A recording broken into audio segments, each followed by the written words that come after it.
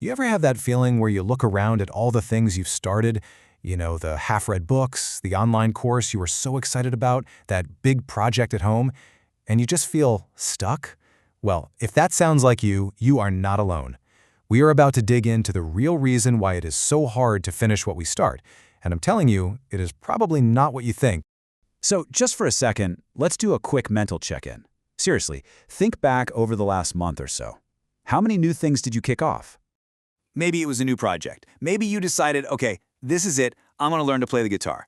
Or maybe it was that brilliant business idea that you were so fired up about just a few weeks ago. They really start to pile up, don't they? Okay, now for the slightly tougher question. Of all those exciting new starts, how many did you actually see through to the end? Yeah, for most of us, there's a pretty big and honestly frustrating gap between what we start and what we finish. It's almost like we're standing in this graveyard of our own good intentions. And it is so easy to look at all this and just feel like a total failure. But what if I told you the reason for all this has absolutely nothing to do with your willpower or your character?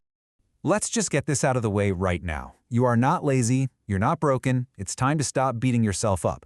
Because the real culprit here isn't some flaw in your personality, it's actually a chemical reaction that is hardwired into your brain.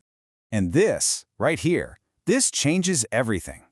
We spend all this time and energy trying to fix what we think is a discipline problem, when what we should be doing is trying to understand what is actually a dopamine problem. It's a biological trap, and we keep falling for it. Okay, so here is the huge misconception that gets almost everybody. We're always told that dopamine is the feel-good chemical you get when you succeed. But that's not really the full story. It's actually the pursuit chemical. Your brain rewards you for the chase, not for the capture. You get that amazing hit of dopamine just for starting, not for finishing. And this kicks off this really powerful kind of addictive loop. You get a new idea, and bam, a dopamine rush. You feel amazing, you're motivated, you feel like you can do anything. But then, the actual work starts. It gets a little tedious. The rush fades. And your brain, like an addict, starts looking around for its next fix, which is always the excitement of starting something new. This just perfectly captures that internal battle, right? In our brain's reward system, starting a new project feels like a rocket launch. It's all fire and excitement and feels like progress.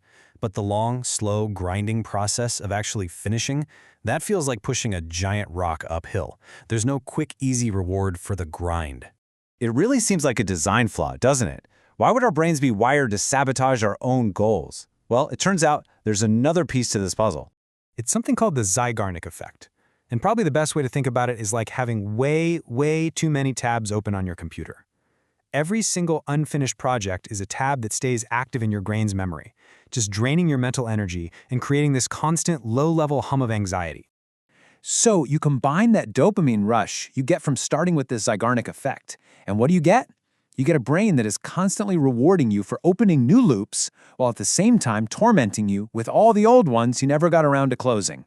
It's a perfect recipe for feeling completely overwhelmed and scattered. So how do we get out of this trap? The solution is really simple to say, but it is so hard to do. It becomes a new mantra you have to live by. Stop starting, start finishing. You have to literally fight your brain's natural craving for that new thing dopamine hit. This is it. This is the whole game. It's not the exciting start that matters. It's the messy middle. It's that point where the initial thrill is completely gone, the work feels like a slog, and your brain starts whispering about some shiny new idea. That right there, that is the moment of truth. And that moment we just talked about, that grind, well, this is how many people fail to push through it. This is the wall. This is where the boring reality of the work slams up against our brain's desire for another easy dopamine hit. This is the great filter. Almost everyone gives up right here. But pushing through that feeling, that's what separates the people who dream from the people who do. So let's just completely reframe how we think about this. Starting is easy. It's common. It even feels safe, right? Because you haven't really put anything on the line yet. But finishing is hard. It's rare. And in a way, it's actually dangerous. Because it means you put something real out into the world that can be seen and judged. And really, that's what this all boils down to. Anybody can start something. But being a finisher, that's what makes you dangerous. Dangerous to the status quo. Dangerous to your own self-doubt.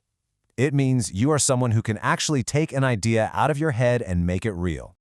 So let's go all the way back to that graveyard of unfinished ideas. Take a good look around. I want you to pick one. Just one. What is the one thing you are going to resurrect? The one thing you will push through the grind to finally, truly finish?